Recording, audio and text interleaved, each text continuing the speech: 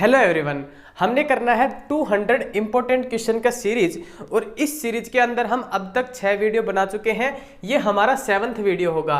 ये देखिए, आपको बताया जाए, ये जो भी सीरीज हमारा चल रहा है ये एयर फोर्स मैथमेटिक्स के लिए सीरीज है, इंपॉर्टेंट सीरीज है। आप सभी लोगों ने सभी क्वेश्चंस को अटेम्प्ट करके ही एग्जाम में जाना है। तो फर्स्ट क्वेश्चन हमारे पास देखिए, if A and B are two unit vectors at an angle theta then find magnitude of A plus B. कैसे फाइंड आउट करेंगे भाई? इन्होंने कहा ए एक यूनिट वेक्टर है, ए एक यूनिट वेक्टर है, इसका मतलब है ए वेक्टर मैग्नीट्यूड की वैल्यू 1। उसी तरीके से बी भी यूनिट वेक्टर था तो बी वेक्टर मैग्नीट्यूड की वैल्यू 1। हमने फाइंड आउट करनी है ए प्लस बी के मैग्नीट्यूड की वैल्यू। कैसे फाइंड आउट करेंगे भाई? हम क्या करेंगे, a प्लस बी के मैग्नीट्यूड का स्केयर करेंगे। स्केयर करते ही इसका जब हम स्केयर ओपन करेंगे तो हमारे पास आएगा a square plus B square plus 2 a vector magnitude b vector magnitude cos theta. ये डायरेक्ट फॉर्मूला होता है a प्लस बी के मैग्नीट्यूड के स्केयर का। यहाँ से हमने क्या करना है, ए वेक्टर मैग्नीट्यूड की वैल्यू 1 पुट करी, बी वेक्टर मैग्नीट्यूड की वैल्यू 1 पुट करी, प्लस 2 इन दोनों की वैल्यू 1 और 1 पुट करेंगे, लास्ट में बच गया कोस थीटा। 1 प्लस 1 2, यहाँ से भी 2 और इस टर्म में से 2 हमने कॉमन लिया तो अंदर बच गया 1 प्लस कोस थीटा। ये हो गया 2 इंटू 1 प्लस कोस थीटा की value 2 cos square theta by 2। ये वैल्यू हमारे पास चल रही है a plus B vector magnitude के स्केयर के। दोनों तरफ इक्वेशन के अंदर हमने रूट लिया, दोनों तरफ रूट लिया तो हमारे पास आ गया a plus B is equal to 2 cos theta by 2। ये हमारा फर्स्ट क्वेश्चन का आंसर था। नेक्स्ट क्वेश्चन देखिए, नेक्स्ट हमारे पास है if a cross b square plus a dot b का square is equal to 144 and a vector magnitude का वैल्यू 4 दे रखा है तो हमने क्या करना है, b वेक्टर मैग्नीट्यूड की वैल्यू फाइंड आउट करनी है। कैसे फाइंड आउट करेंगे भाई? a क्रॉस b की वैल्यू होती है a b साइन थीटा और इसका चल रहा है स्केयर प्लस उसी तरीके से a डॉट b की वैल्यू है a b कोस थीटा। ये दोनों वेक्टर के मैग्नीट्यूड चल रहे हैं, ऊपर है इसका square is equal to 144। Further हम कैसे सोल्व करेंगे, स्केयरिंग करेंगे तो ये आ गया a vector magnitude square b vector magnitude square sine square theta plus a vector magnitude square into b vector magnitude square cos square theta is equal to 144। इन दोनों टर्म्स में से a वेक्टर मैग्नीट्यूड स्केयर और b vector magnitude square हमने common लिया तो ये आ गया a vector magnitude square b vector magnitude square common लिया, अंदर बच गया sine square theta plus cos square theta is equal to 144। भैया sine square theta plus cos square theta की वैल्यू 1 तो इसको हमने यहीं पे रब कर दिया। ये वैल्यू हमारे पास डायरेक्ट आ गया a vector magnitude square plus b vector magnitude square is equal to 144। यहाँ से a वेक्टर के मैग्नीट्यूड की वैल्यू जब आप 4 पुट करेंगे और 4 का स्केयर करेंगे तो यहाँ पे आएगा 16 into b vector magnitude square is equal to 144 16। ठीक है, इससे आगे हम इसको कैंसिल करेंगे 4 से, 4 4 जा 4 3 जा 4 8 जा। ठीक है भैया, अब हम क्या कर रहा, इसको देखिए, ये हमारे पास वैल्यू थी, इसको मैं एक बार रब करता हूँ, यहाँ पे लिखता हूँ 16 into B vector magnitude square is equal to हमारे पास चल रहा है 144 तो ये आ गया b vector magnitude square is equal to 144 upon 16। दोनों तरफ रूट लिया, यह आ गया b vector is equal to 12 by 4। 4 से 12 को कैंसिल करा 3 पे तो हमारा आंसर जो आया b वेक्टर वो कितना आया, 3 के इक्वल, यानी कि b option was the right option. Next question देखिए, नेक्स्ट हमारे पास है for what value of m are the points with position vector दे रखे हैं तीनों पॉइंट्स के कोलिनियर। ये पूछ रहा है कि m की किस वैल्यू के लिए ये तीनों पॉइंट जो हैं ये कोलिनियर होंगे। तो हमने मान लिया ये a पॉइंट है, ये b पॉइंट है, ये कोई c पॉइंट है। 3 पॉइंट कोलिनियर है, इसका मतलब ए और बी से जो लाइन बनेगी वो पैरेलल आएगी, बी और सी से जो लाइन बनेगी उसके। तो 2 पॉइंट से लाइन कैसे बनाते हैं, फाइनल का जो हमारे पास ये कोऑर्डिनेट्स होते हैं इसमें से फर्स्ट के माइनस करें, 12 माइनस 10 2i, उसी तरीके से -8j is equal to lambda into B C, ये सी है तो m minus 12i plus 16j, m minus 12i plus 16j। यहाँ से हमने क्या करा, देखिए 2i minus 8j is equal to lambda को अंदर मल्टीप्लाई करा, lambda m minus 12i plus lambda into 16j। यहाँ से कंपेयरिंग करेंगे तो 2 जो है वो इसके इक्वल आएगा, सॉरी 2 को कंपेयर नहीं करेंगे, हम j के कोऑर्डिनेट्स को कंपेयर करेंगे। तो हमारे पास क्या आएगा, -8 is equal to lambda into 16। यहाँ से लैम्डा की वैल्यू आ गई -1/2, लैम्डा की वैल्यू हमने फाइंड आउट करी -1/2। आगे कैसे सोल्व करना है, आगे आपने एक काम करना है, x के जो कोऑर्डिनेट्स थे इनको भी कंपेयर करेंगे। तो ये आ गया 2 is equal to lambda into m minus 12, lambda into m minus 12। Lambda की वैल्यू अभी फाइंड आउट करी -1/2, ये वैल्यू यहाँ पर पुट करी तो 2 is equal to -1/2 into m minus 12। यहाँ से आ गया -4 is equal to m minus 12, m की वैल्यू आ गई 8। इस क्वेश्चन में m की वैल्यू हमारे पास आ गई 8, इसका मतलब है सी ऑप्शन जो हमारे पास था वो राइट ऑप्शन था। नेक्स्ट क्वेश्चन देखिए, नेक्स्ट है फाइंड प्रोजेक्शन ऑफ, ये 2 वेक्टर दे रखे हैं, पहला वेक्टर है 2i plus j plus k, इस वेक्टर का प्रोजेक्शन बताना है इस वेक्टर के अलोंग। कैसे बताएंगे भाई, आप एक बात मान के चलिए, प्रोजेक्शन का मतलब होता है परछाई। ये हमारे पास कोई वेक्टर है a, ये कोई दूसरा वेक्टर है b, ए वेक्टर की परछाई बी वेक्टर पे, ये यहाँ पे जो परछाई आएगी वो यहाँ पे आएगी, इसका शेडो इधर बनेगा। इसको मान लिया इन दोनों वेक्टर के बीच में एंगल थीटा था, तो ये जो वैल्यू आएगी वेक्टर के कंपोजिशन से हम इसको a कोस थीटा कह सकते हैं, इसको हम a कोस थीटा कह सकते हैं। तो हमने a कोस थीटा की वैल्यू फाइंड आउट करनी है, कैसे करेंगे भाई, a डॉट b जो है वो a vector magnitude b vector magnitude cos theta के इक्वल है। अगर b वेक्टर मैग्नीट्यूड को मैं a डॉट b के नीचे लेकर आता हूं तो ये हमारे पास a कोस थीटा बचेगा, इस तरफ a कोस थीटा बचेगा। तो a कोस थीटा की जो वैल्यू है वो a dot b upon b vector magnitude के इक्वल है। यही फॉर्मूला हमने अप्लाई करना है प्रोजेक्शन के लिए, यही फॉर्मूला हम यूज करते हैं। सबसे पहले दोनों वेक्टर की डॉट करेंगे, इनकी मैंने डॉट करी, इनकी मैंने डॉट करी, अपॉन बी वेक्टर का मैग्नीट्यूड, बी वेक्टर का मैग्नीट्यूड आएगा √3। ये 1 से 1 कैंसिल हुआ, आंसर आ गया 2/√3, यानी कि ए ऑप्शन जो हमारे पास था वो करेक्ट ऑप्शन था। आपने बस इतना याद रखना है, जिस वेक्टर का प्रोजेक्शन, जिस वेक्टर के ऊपर प्रोजेक्शन निकालना है उस वेक्टर के मैग्नीट्यूड से a डॉट b को डिवाइड करना है। अगर मैं कहता इस वेक्टर का प्रोजेक्शन निकालिए, इस वेक्टर के ऊपर प्रोजेक्शन निकालिए, इस वेक्टर का कैसे फाइंड आउट करते भाई, a डॉट b को इस वेक्टर से डिवाइड कर देते। मान लिया ये a वेक्टर है तो a वेक्टर के मैग्नीट्यूड से डिवाइड कर देते। नेक्स्ट देखिए, नेक्स्ट हमारे पास है area of parallelogram find out करना है, और उस पैरेललोग्राम की 2 कंजुगेटिव साइड्स हमें गिवन है।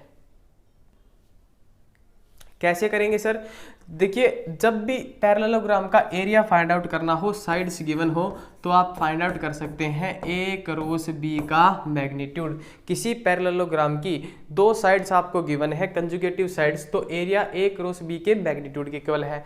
अगर पैरेललोग्राम के आपको डायगोनल दे रखे हो तो आप एरिया फाइंड आउट करेंगे 1/2 into a cross b, 1/2 into a cross b, ये तरीका होता है अगर आपको पैरेललोग्राम के डायगोनल गिवन मिले।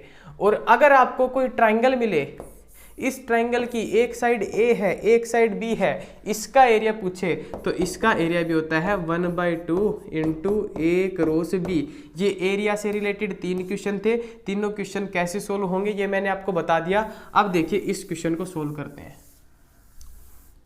ये हमारे पास आएगा ए क्रॉस बी फाइंड आउट करेंगे, ए क्रॉस बी फाइंड आउट करेंगे तो कैसे फाइंड आउट करेंगे, यहाँ आई, यहाँ जे, यहाँ के अपॉन पहले वेक्टर के कंपोनेंट्स लिख लिए 2 3 -5, सेकंड वेक्टर के लिख लिए 1 1 -1, इसको हमने एक्सपेंड करा तो ये हमारे पास आ गया -3 प्लस 5 माइनस का j इंटू -2 प्लस 5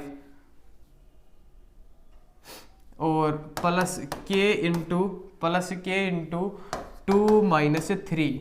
ए क्रॉस बी की जो वैल्यू आई यहाँ से आई 2i माइनस 3j माइनस के, ये आ गई ए क्रॉस बी की वैल्यू। अब पैरेललोग्राम का एरिया क्या बताया था, ए क्रॉस बी का मैग्नीट्यूड, ए क्रॉस बी का मैग्नीट्यूड। भैया इसका मैग्नीट्यूड लेंगे, x का स्क्वायर 2 का स्क्वायर 4, 3 का स्क्वायर 9, 1 का स्क्वायर 1 और कंप्लीट का अंडर रूट।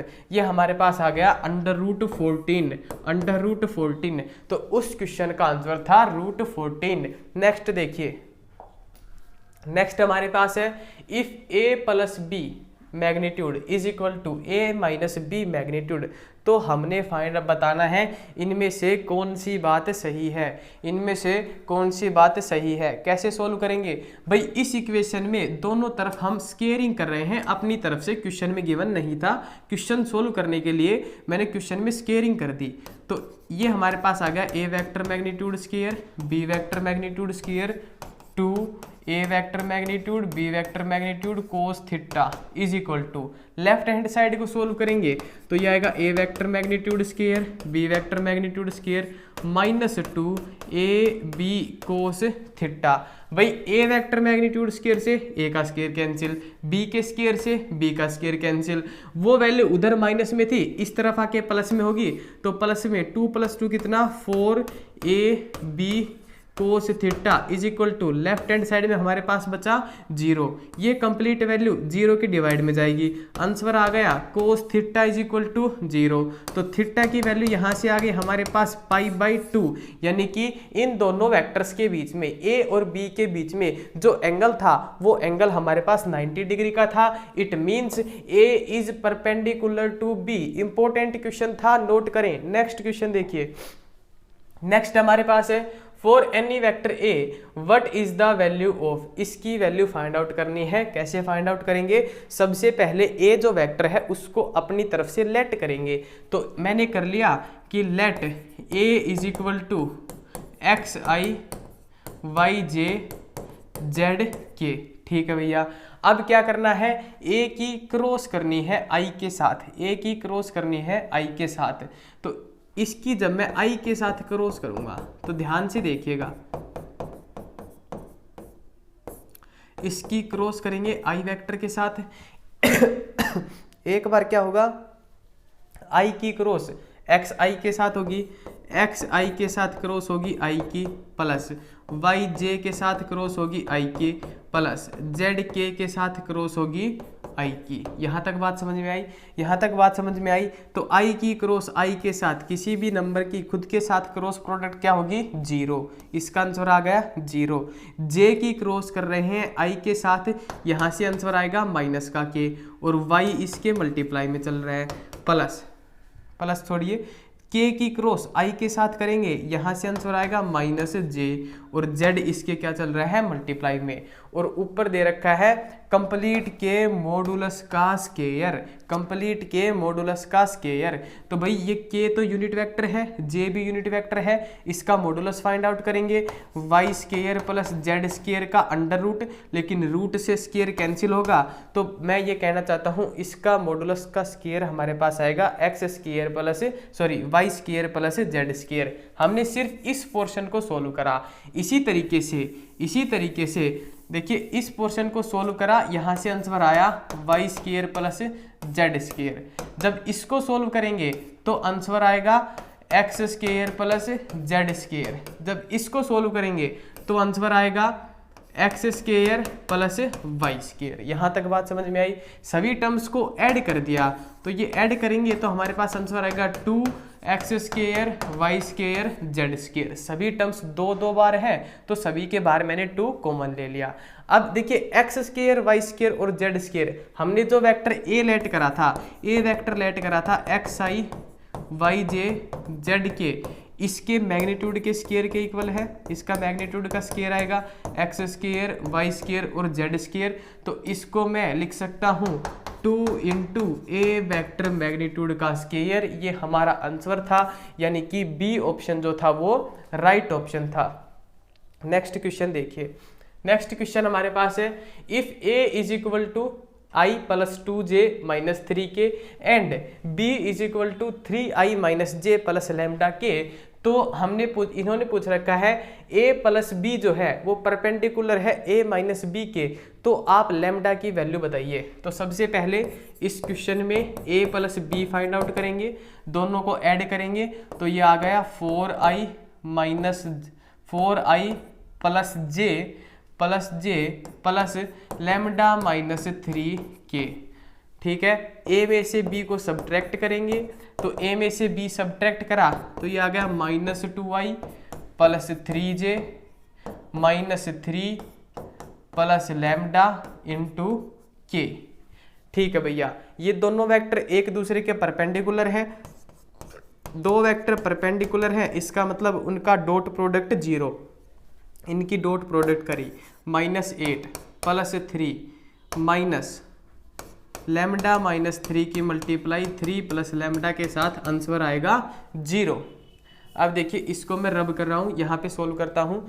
यहाँ इन दोनों को सोल्व करा, माइनस 8 प्लस 3 आंसर आया माइनस का 5, माइनस में इसकी अंदर मल्टीप्लाई करी 3 lambda plus lambda square minus 9 minus 3 lambda is equal to 0। ये आ गया माइनस 5 माइनस, देखिए 3 लैम्डा से 3 लैम्डा कैंसिल, तो हमारे पास बच गया minus lambda square plus 9 is equal to 0। यहाँ से हमारे पास आई लैम्डा स्क्वायर की वैल्यू 4 और लैम्डा की वैल्यू हमारे पास आ गई 2, यानी कि इस क्वेश्चन में जो भी लैम्डा की वैल्यू थी वो हमारे पास 2 थी। नेक्स्ट देखिए, नेक्स्ट है find a unit vector perpendicular to a and b. आपने ए और बी के परपेंडिकुलर मतलब कि दोनों वेक्टर के परपेंडिकुलर एक यूनिट वेक्टर फाइंड आउट करना है, तो इसको आपने डायरेक्ट याद रखना है। ये हमारे पास होता है ए क्रॉस बी अपॉन ए क्रॉस बी का मैग्नीट्यूड, ए क्रॉस बी अपॉन ए क्रॉस बी का मैग्नीट्यूड। इंपॉर्टेंट क्वेश्चन है, इसी तरीके से क्वेश्चन आपके एग्जाम में आ सकता है, तो आपने डायरेक्ट याद रखना है ए क्रॉस बी अपॉन ए क्रॉस बी का मैग्नीट्यूड। नेक्स्ट क्वेश्चन देखिए, find centroid of a triangle with vertices. किसी भी ट्राइंगल का सेंट्रोइड फाइंड आउट करना है। कैसे फाइंड आउट कर सकते हैं भाई? किसी भी ट्राइंगल का जो सेंट्रोइड है उसको आप बड़े ही आसान से तरीके से फाइंड आउट कर सकते हैं। सभी x कोऑर्डिनेट्स को ऐड कर दिया तो 1 प्लस 2 प्लस 3 अपॉन 3 को ऐड करा है तो 3 से डिवाइड, y के सभी कोऑर्डिनेट्स को ऐड कर दिया अपॉन 3, z के सभी कोऑर्डिनेट्स को ऐड कर दिया अपॉन 3। ये हमारे पास सेंट्रोइड की वैल्यू होती है, तो ये हमारे पास आ गया 6/3 यानी कि 2 2 2। ये हमारा इस क्वेश्चन का आंसर था। काफी आसान सा क्वेश्चन था, आपने बड़े ध्यान से करना था। नेक्स्ट क्वेश्चन देखिए, नेक्स्ट हमारे पास है if direction cosines of a triangle are 1/c 1/c and 1/c। मतलब कि एक ऐसी ट्राइंगल जिसके तीनों डायरेक्शन कोसाइंस इक्वल हो तो आपने c की वैल्यू फाइंड आउट करनी है। भाई कोई भी देखिए इसमें क्या दे रखा है, देखिए direction cosines of a triangle are, एक मिनट रुकिए, यहाँ पे हमारे पास आएगा direction cosines of a line आएगा, direction cosines of a line आएगा। क्वेश्चन में करेक्शन है, direction cosines of a line आएगा। तो direction cosines of a line are 1/c 1/c and 1/c, then हमने c की वैल्यू फाइंड आउट करनी है। मतलब कि एक ऐसी लाइन जिसके तीनों डायरेक्शन कोसाइंस इक्वल है तो हमने c की वैल्यू बतानी है। कोई भी लाइन जिसके तीनों डायरेक्शन कोसाइंस इक्वल हो तो उसमें जो डायरेक्शन कोसाइंस होते हैं वो 1/±√3 के इक्वल है। 1/c को इससे कंपेयर करा, इससे 1/c को कंपेयर करा, तो यहाँ से c की वैल्यू हमारे पास आ गई +-√3। डायरेक्ट याद रखने का क्वेश्चन है, आपने बी ऑप्शन जो है इसका डायरेक्ट याद रखना है। नेक्स्ट देखिए, नेक्स्ट हमारे पास है find angle between two lines whose direction cosines are. आपने दो लाइंस के बीच में एंगल फाइंड आउट करना है जिनके डायरेक्शन कोसाइंस आपको गिवन है। देखिए मान लिया दो लाइंस है, फर्स्ट लाइन के डायरेक्शन कोसाइंस हमारे पास है L1 M1 N1, सेकंड जो लाइन है उसके डायरेक्शन कोसाइंस है L2 M2 N2। तो इन दोनों लाइन के बीच में एंगल आप कैसे फाइंड आउट करेंगे? Cos theta is equal to L1 L2 plus M1 M2 plus N1 N2। मतलब कि सभी डायरेक्शन कोसाइंस का आपस में multiply is equal to cos theta. तो मैंने करा cos theta is equal to, ये L1 है, ये L2 है, ये L3 है, ये L1 है, ये M1 है, ये M1 N1 है, ये L1 L2 है, M2 है और N2 है। इनका सभी का कोरस्पोंडिंग का एक दूसरे के साथ मल्टीप्लाई करा तो 1 की मल्टीप्लाई -1 के साथ -1, 0 की मल्टीप्लाई 0 के साथ 0, 1 की मल्टीप्लाई 1 के साथ 1, -1 से 1 कैंसिल, आंसर आ गया cos theta is equal to 0। Cos theta की वैल्यू 0 है, इसका मतलब थीटा की वैल्यू हमारे पास थी π/2, यानी कि जो दो लाइन थी वो दोनों लाइन एक दूसरे के परपेंडिकुलर थी। नेक्स्ट क्वेश्चन देखिए, नेक्स्ट हमारे पास है find equation of a straight line passing through given points. एक ऐसी स्ट्रेट लाइन जो इन दो पॉइंट से पास हो रही है उसकी इक्वेशन फाइंड आउट करनी है। देखिए मान लिया कोई स्ट्रेट लाइन दो पॉइंट से पास होती है, पहला पॉइंट है x1 y1 z1, दूसरा पॉइंट है x2 y2 z2। उस इक्वेशन की उस लाइन की इक्वेशन कैसे फाइंड आउट करेंगे? x minus x1 y minus y1 z minus z1 upon z2 minus x2 minus x1 y2 minus y1 z2 minus z1। इस format से हम उस इक्वेशन की वैल्यू फाइंड आउट करेंगे। ये x1 है, ये y1 है, ये z1 है, ये x2 है, y2 है और z2 है। इन सभी की वैल्यूज यहाँ पे पुट करेंगे, x minus 1 y minus 2 z minus 3।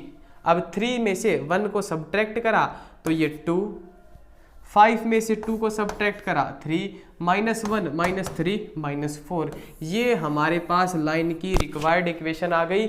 ये बड़ा ही आसान सा क्वेश्चन था, बस आपको ये बात पता हो कि दो पॉइंट से पास होने वाली किसी भी लाइन का इक्वेशन को हम कैसे फाइंड आउट कर सकते हैं। नेक्स्ट क्वेश्चन देखिए, इंपॉर्टेंट क्वेश्चन है और प्लेन से ये क्वेश्चन लिया गया है। प्लेन की इक्वेशन हमने फाइंड आउट करनी है, कैसे फाइंड आउट कर सकते हैं?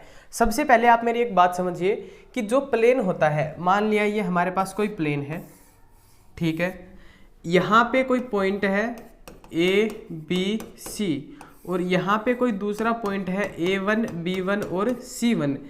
तो इस प्लेन की इक्वेशन कैसे फाइंड आउट करेंगे? भाई ये जो प्लेन है ये A1 B1 और C1 से पास हो रहा है, तो इस प्लेन की इक्वेशन आएगी x minus x1 plus y minus y1 plus z minus z1। एक minute, y minus y1 plus z minus z1 is equal to 0। ये A और B को, ये जो मान लिया ये लाइन है, ये इन दोनों पॉइंट्स को ज्वाइन करती है, तो इस लाइन के डायरेक्शन रेशियोज हमने मान लिए A, B और C। तो x1 की इसकी मल्टीप्लाई A के साथ करेंगे, इसकी मल्टीप्लाई B के साथ करेंगे, इसकी मल्टीप्लाई C के साथ करेंगे, और ये जो हमारे पास इक्वेशन आई है इसको हम प्लेन की इक्वेशन बोलते हैं। एक बार दोबारा से देखिए, मान लिया ये हमारे पास कोई प्लेन है, इस प्लेन के ऊपर कोई पॉइंट है A B C, small ABC, और ये इस प्लेन के ऊपर एक परपेंडिकुलर लाइन है। इस परपेंडिकुलर के लाइन के जो डायरेक्शन रेशियोज हैं वो है ए बी सी। तो इस प्लेन की इक्वेशन कैसे फाइंड आउट करेंगे, a into x minus small a plus b into x minus small b plus c into x minus small c is equal to 0। जो small a small b small c है वो इस plane का passing point है और A B C जो है ये डायरेक्शन रेशियोज हैं इस परपेंडिकुलर लाइन के। अब इस क्वेश्चन पे आइए, इस क्वेश्चन को कैसे सोल्व करना है। इस क्वेश्चन को सोल्व करने के लिए हमसे देखिए एक पॉइंट दिया गया है, मान लिया P पॉइंट है। ये पॉइंट जो है ये इस प्लेन के ऊपर लाई करता है -7, 1 और -5 और यहाँ पे ओरिजिन है मान लिया 0,0,0। ओरिजिन से इस यहाँ पे जब इस लाइन को ज्वाइन करते हैं तो ये लाइन परपेंडिकुलर है प्लेन के ऊपर, ये क्वेश्चन में गिवन है। तो हमने प्लेन की इक्वेशन फाइंड आउट करनी है। तो सबसे पहले हम क्या करेंगे, इस लाइन के डायरेक्शन रेशियोज फाइंड आउट करेंगे। कैसे निकालेंगे भाई, इसमें से ये सब्ट्रैक्ट करेंगे तो आ गया -7, 1 में से 0 सब्ट्रैक्ट करा, क्या है OP एक हमारे पास क्या है तो -7, 1 और -5 यही इस लाइन के डायरेक्शन रेशियोज हो गए। तो हमने क्या करना है, a into x minus small a plus b into y minus small b plus c into z minus small c is equal to 0 के अंदर इनकी वैल्यूज पुट करनी है। तो -7 into x plus 7 plus 1 into y -1 -5 into z plus 5 is equal to 0। -7 को अंदर multiply करा, -7x -49 plus y -1 -5z -25 is equal to 0। ये जो भी इक्वेशन आई है हमारे पास ये इस प्लेन की इक्वेशन थी। तो इस तरीके से प्लेन की इक्वेशन भी हम फाइंड आउट कर सकते थे। आज के लेक्चर में इतना ही, बाकी हमारे पास 3D के कुछ क्वेश्चंस रिमेनिंग हैं, वो क्वेश्चंस हम नेक्स्ट लेक्चर में करेंगे और एक दो जो चैप्टर और है वो भी उसके अंदर हम कवर करेंगे। थैंक यू, जय हिंद, जय भारत।